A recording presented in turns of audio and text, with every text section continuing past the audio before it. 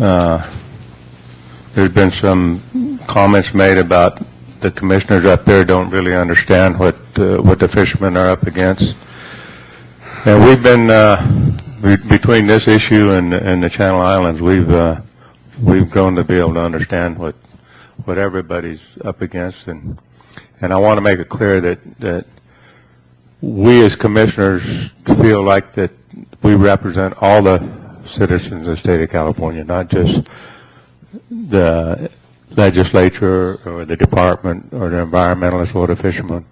We represent all of you. And for those who think we don't understand, my father and uncle were commercial salmon fishermen in the late 40s and early 50s. So I can relate a little bit to what you're talking about. I happen to believe that nobody knows how these things are going to work. And before we get too carried away, we need to give them an opportunity to work. And I believe that in this next phase, we should pick an area, and this would be a good one, to make it as open to all the fishermen, the commercial, the recreational, the sports fishing, the kelp, abalone, and everybody else as much as we possibly can, so we have something to compare with the rest of the MPAs that we've already set up, and see if it makes a difference by allowing more fishing in some of the areas than others. So don't shoot yourself in the foot by getting emotional and losing your temper with us when you're doing the testimonies, is the point I want to make here today, because we're listening, and ultimately there's 5 people that are going to make the final decision, and if you want us to make a wise decision, then be wise in your presentation to us.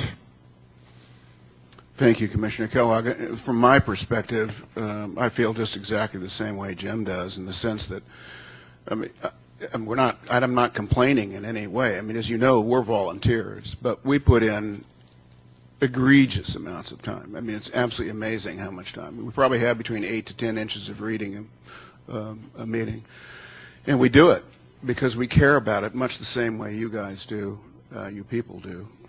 We may not all come to the same conclusions, but Jim's point that we represent all the people of the state of California is a very important one to consider, because all of the people of the state of California are not fishermen, either commercial or recreational. They're not even necessarily ocean people, but they have opinions, and they vote, and they talk to their legislators, and that's the people to whom we are directly, by law, responsible.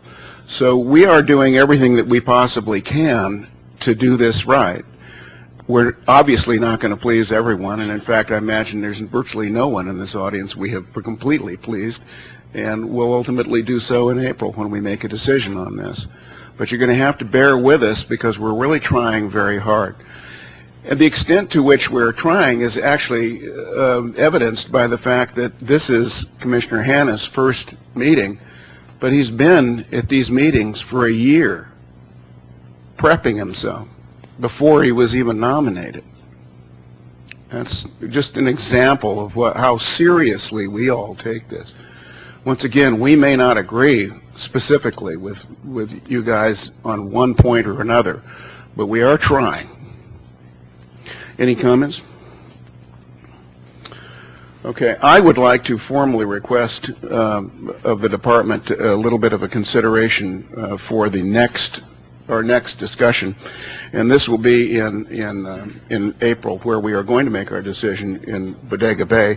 I actually would like to, for the audience, for those people who are not here, who were stakeholders in the BRTF process, and for my fellow commissioners, make the following suggestions that I would like to see altered with respect to MPA boundaries. And at Persima Point, I would recommend moving the northern boundary southward to 34 degrees, 44.3 minutes north. The MPA would still be well within the preferred size range. There would be a loss of mapped rocky habitat, but according to the fishermen, rockfish species are caught to the south in areas where no mapped rock exists. It would only reduce the size by less than 1.5 square miles while allowing a full mile of shoreline between Persimmon Point and the no-take MPA. That's one recommendation I'm making. Second recommendation is at Point Bouchon. I would recommend moving the northern boundary southward to 35 degrees, 45.8 minutes north, and moving the south boundary northward to 35 degrees, 11.5 north. This would make the MPA fall out of this preferred size range, but still meet minimums by a good amount. Overall, it would reduce by 1.5 square miles on each end. However, if you consider the Diablo Canyon security zone, which you, in my mind, must, then you chunk back 2.5 square miles into what is the MPA, which we cannot really consider as part of the MPA, but it is in effect part of the MPA. Okay, and then my last suggestion is I recommend moving the southern boundary. This is at Point Sur. I recommend moving the southern boundary northward to 36 degrees, 15.6 minutes north. This would remove approximately 2 square miles from the MPA, making it still fall within the Science Advisory Team's preferred size range, but give considerably more fishing opportunities to recreational and near shore. And, and that was actually commercial. Those are my recommendations. I will hand these to the department so that you can take a look at them. But I would like to provide these for my fellow commissioners who have not seen them. Thank you. Good. Any further commentary? Next item. Excuse me, for the record, could we get a vote on that?